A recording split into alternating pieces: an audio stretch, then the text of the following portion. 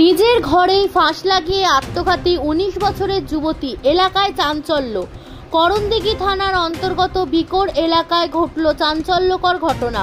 জানা গিয়েছে ১৯ বছরের গৌরী সরকার পাতানো মাসির সাথে মোবাইলে তুমুল বাকবিতণ্ডার পর আচমকাই নিজের ঘরে ঢুকে গলায় ফাঁস লাগিয়ে আত্মঘাতী করে বলে অভিযোগ মৃতের মামার।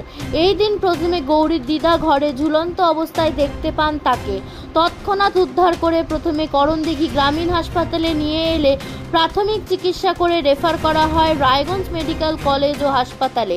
পরে তার চিকিৎসার অবনতি হওয়ায় স্থানান্তর করা হয় একটি বেসরকারি নার্সিংহোমে। পরের দিন চিকিৎসার পর কিছুটা সুস্থ হলে বেসরকারি নার্সিংহোম থেকে বাড়ি ফেরার পথেই মৃত্যু হয় ১৯ বছরের যুবতীর।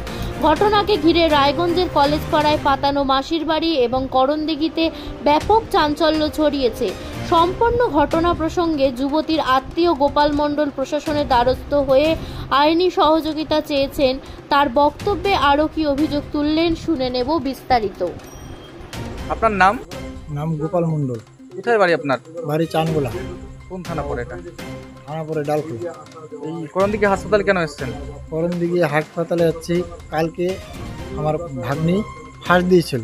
কোথায়? বাড়িতেই। ওনার নাম কি? ভাগ্নির নাম হলো গৌরী সরকার।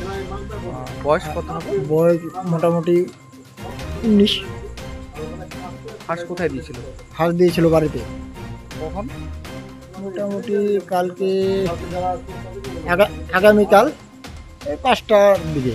তারপর আমি খবর পাই এরা করণদিঘি নিয়ে আসলো। করণদিঘি থেকে ট্রান্সফার করে রায়গঞ্জ গেল। রায়গঞ্জ সরকারি হাসপাতালে নিল। ওইখান থেকে নেওয়ার পর ওইখান থেকে ট্রান্সফার করে নার্সিংহোমে নিল। নার্সিংহোমে থেকে নিয়ে ওইখান থেকে ছুটি দিয়া বাড়িতে আনতে মারা গেছে। কখন? মোটামুটি বিকালের দিকে। কবে? আজকে। কি হয়েছিল ঘটনাটা? গলাতে ফাঁস দিয়েছিল। ওর মাসি আছে, পাতানো মাসি। হ্যাঁ, মাসি এই যে বানানো মাসি। কোথায় বাড়ি ওনার? বাড়ি হলো রায়গঞ্জ কলেজ পাড়া। কি নাম ওনার? নাম হলো মাম্পি রয়। মানে ওনার সাথে কি সম্পর্ক? কোনো ঝামেলা হয়েছিল? ঝামেলা বলতে মোবাইলে ওর মা বললো মোবাইলে ফোনে কথা কাটাকাটি হয়েছে। তারপর গলাতে ঘরে গেছে। ঘরে যায় ওর টের পায় না যে ওর মা বাবা টের পায় নাই। হ্যাঁ, তারপরে ওর ঠাম্মি যায় দেখে ঘরে ফাঁস লাগানো। কিরকম মাসি হবে ওর? বানানো মাসি। সেই বানানো মাসির সঙ্গে ঝামেলা করেই কি ঘটনা? হ্যাঁ। লিখিত অভিযোগ দায়ের করেছেন?